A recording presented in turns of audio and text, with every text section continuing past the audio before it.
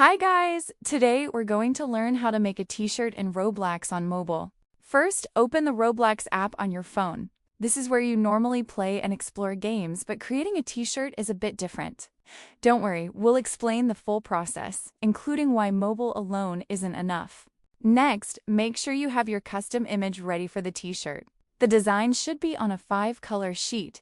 This is required for Roblox t-shirt uploads. Having your image ready before starting makes the process much smoother. Here's the important part.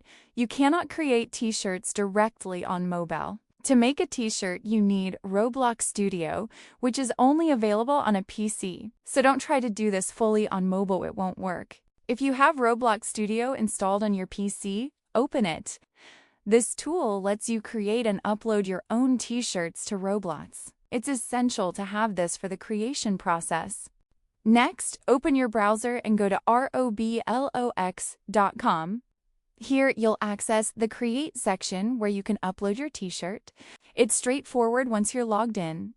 Click on the Create button, then select T-shirts. This is where you can upload your custom design for your account. It's exciting because you're just one step away from making your unique t-shirt.